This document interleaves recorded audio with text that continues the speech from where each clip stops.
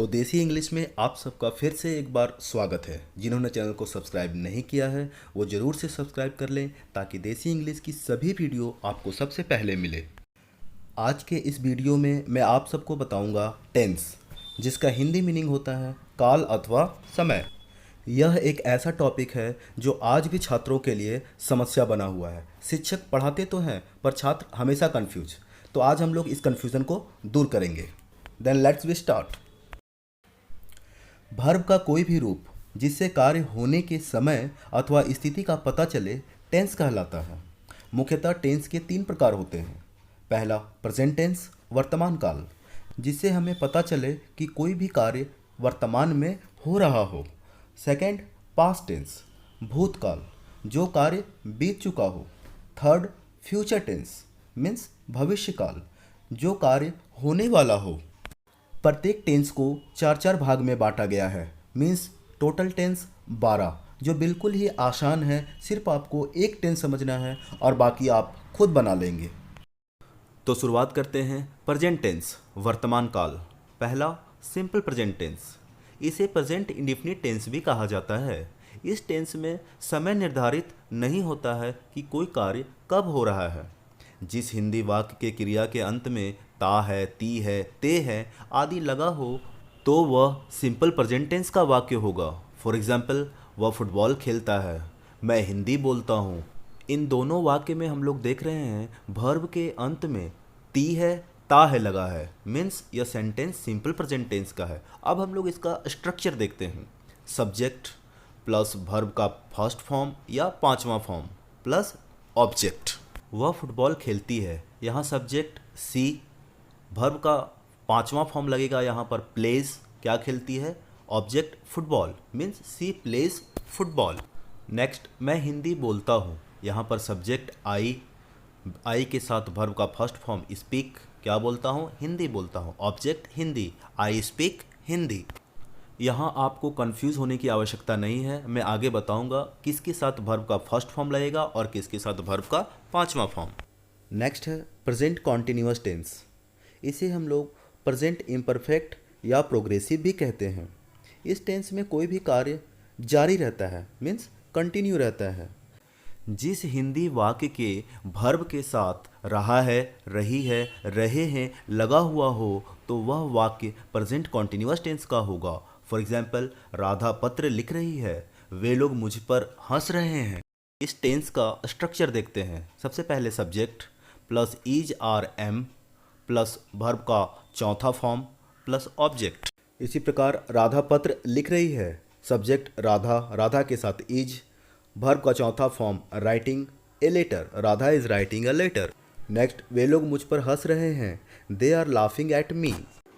अब हम लोग देखते हैं सिंपल प्रेजेंट टेंस में वर्ब का पहला और वर्ब का 5वां फॉर्म कहाँ लगाते हैं।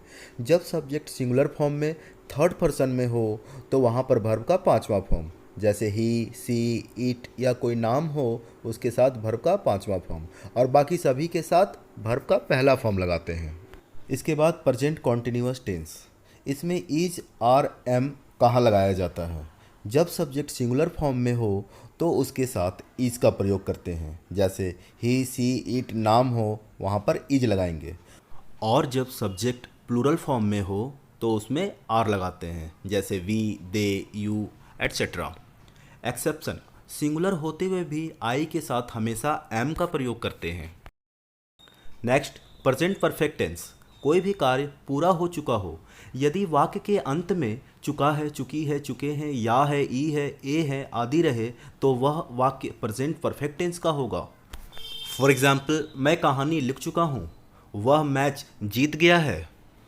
इस टेंस का स्ट्रक्चर है सब्जेक्ट प्लस हैज़ या हैव प्लस वर्ब का थर्ड फॉर्म प्लस ऑब्जेक्ट। तो देखते हैं, मैं कहानी लिख चुका हूँ, सब्जेक्ट आई के साथ हैव, वर्ब का third form written the story, I have written the story.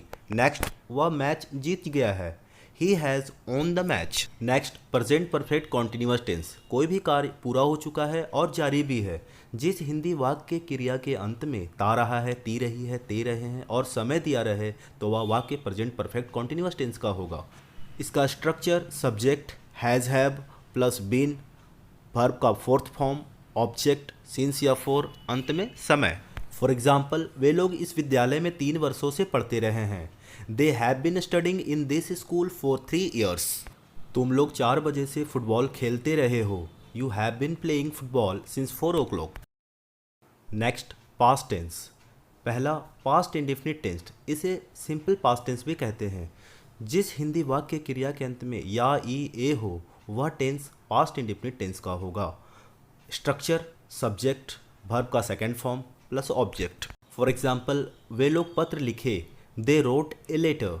Radha मछली पकाई। Radha cooked fish. Next, past continuous tense, इसे इम्परफेक्ट या प्रोग्रेसिव टेंस भी कहते हैं। जिस हिंदी वाक्य क्रिया के अंत में रहा था, रही थी, रहे थे, रहे, वह वाक्य पास्ट कॉन्टिन्यूअस का होगा।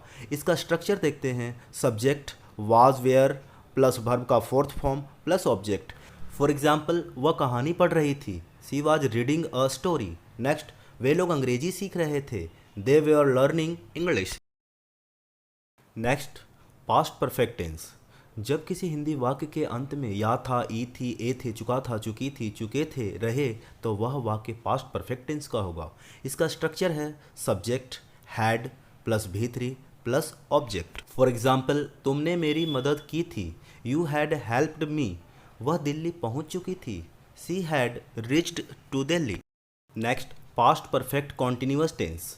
जिस हिंदी वाक्य क्रिया के अंत में ता रहा था, ती रही थी, ते रहे थे, आदि रहे, साथ ही साथ कभी कभी उसमें समय भी दिया रहे, तो वह वाक्य पास्ट परफेक्ट कॉन्टिन्यूअस टेंस का होगा। इसका स्ट्रक्चर देखते हैं। Subject had been plus verb का फोर्थ फॉर्म ऑब्जेक्ट, जब समय दिया रहे तो सिंस या फॉर, और अंत में समय। फॉर एग्जाम्पल, मेरी माँ 2 घंटे से भोजन पकाती रही थी।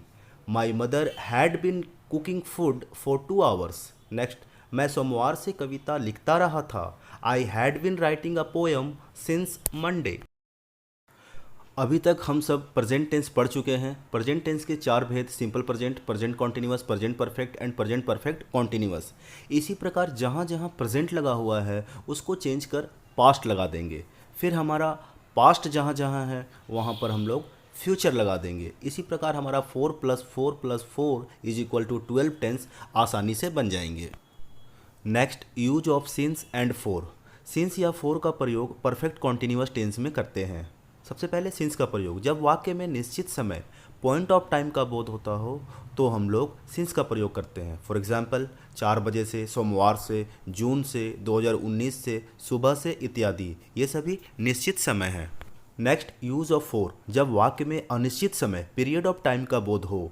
फॉर एग्जांपल, 2 घंटे से, 3 दिनों से, 6 महीनों से, 5 वर्षों से इत्यादि।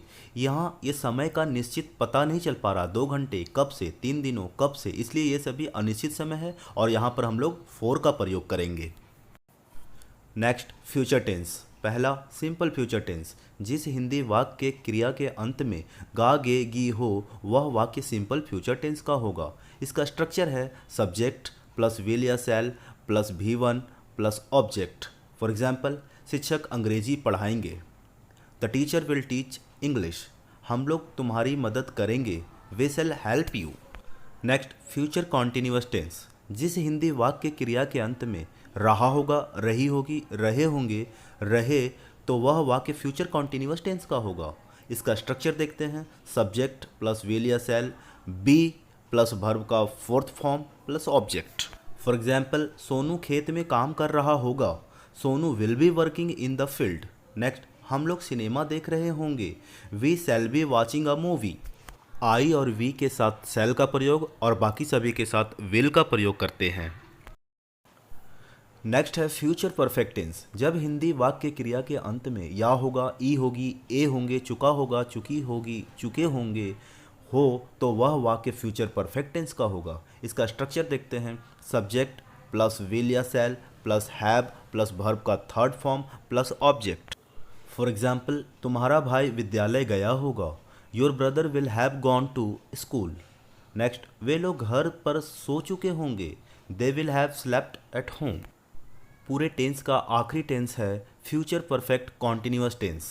जिस हिंदी वाक्य क्रिया के अंत में ता रहा होगा, ती रही होगी, करते रहे होंगे इत्यादि रहे तो वह वाक्य फ्यूचर परफेक्ट कॉन्टिन्यूअस टेंस का होगा। इसका स्ट्रक्चर है सब्जेक्ट प्लस विल या shall plus have been plus verb का फोर्थ फॉर्म ऑब्जेक्ट सिंस या for plus time. For example, तुम्हारे पिता इस कार्यालय में 2020 से काम करते रहे होंगे।